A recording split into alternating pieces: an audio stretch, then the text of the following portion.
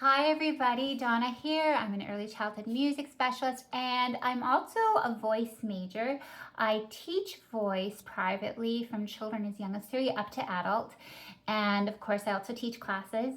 And today I thought I would make a video on helping children to develop healthy singing habits. So keeping those voices nice and healthy.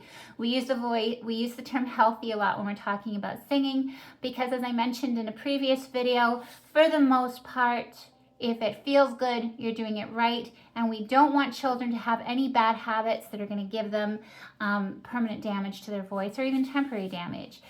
So the good thing with children about age 5 and under, if they haven't really gotten a lot of really bad habits quite yet, for the most part, children have a pretty healthy vocal production naturally because they haven't, if you've ever been around a baby, you know that they can cry for hours and hours and hours without going hoarse and, at quite an intense volume.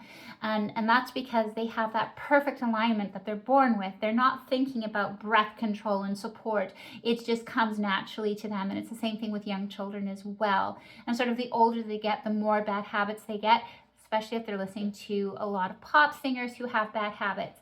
So it's just going to be a pretty fairly straightforward video in terms of understanding these concepts. The first thing that I would say that's really important for helping to promote healthy vocal production in young children is making sure that they're singing in the right range. So I did it, as I said, this is in the previous video, I talked about this, but we generally want to stay from about a D to an A. So D, E, F sharp, G, A, right around there. 5-note, really narrow range and a little bit higher than what a lot of women or people assigned female at birth will feel comfortable with. And a really great example of somebody who always sings in an appropriate range for children is Raffi. Even though he's an octave below, children can go up there pretty easily. So for example, if you listen to his album Singable Songs for the Very Young, you have children singing along with him in that album. It's a fantastic record. Please go listen to it. So that's a really good one. So that's the first thing, staying in a nice narrow range around there. The second thing is that you want to just teach them very, very basic kinds of voices to stay away from. So what I do is an echo song. I do this in classes and this really helps them a lot. So it goes like this. I have an echo, I have an echo. It's with me every day, it's with me every day. I have an echo, I have an echo. This is how we play, this is how we play. And then I say, this is my shouting voice. And they all say, this is my shouting voice. And we talk about shouting. And I explain that shouting is fun to do sometimes when you're out on the playground. But we don't usually do it indoors because it hurts people's ears, for one thing. But also, we don't want to shout all the time. We want to do just little bits of shouting because it's very bad for your voice. You can hurt your voice a lot if you're shouting.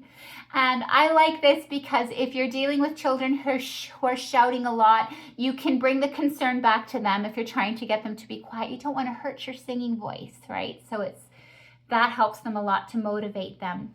And then the next thing I do is, this is my whisper voice. This is my whisper voice. Now, whispering, of course, doesn't hurt other people's ears, and sometimes we need to whisper in certain places like a hospital or a library.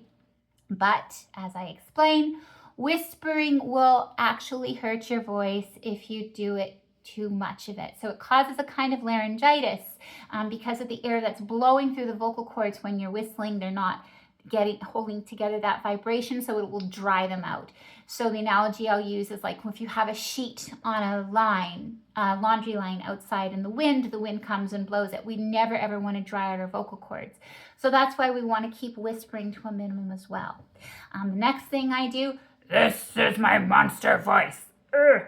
And we talk about how you can feel that tickle in there. That's really bad. You never want to feel that tickle or itchiness in your voice. So really want to be very sparing with those kinds of voices, monster voices or truck voices or anything that's got that growly sound, because there have been instances of children who have gotten laryngitis and have needed therapy just from having too much fun with making those kinds of voices. And then the last thing I do, this is kind of with older children. It's a new one that I've added just in the last few years, because if they're listening to singers, I won't name names, but certain pop singers, there's something called vocal fry that is really harmful for the voice as well. So I go, this is my sizzly voice. And they say, this is my sizzly voice. And we talk about how that has a tickly feel too, so we don't want to do that as well. So those are some tips to help some children along. And then I'm also going to make a recording of just a little echo song that you can use to help with vocal development too. If you like this video, please like and subscribe, and bye-bye.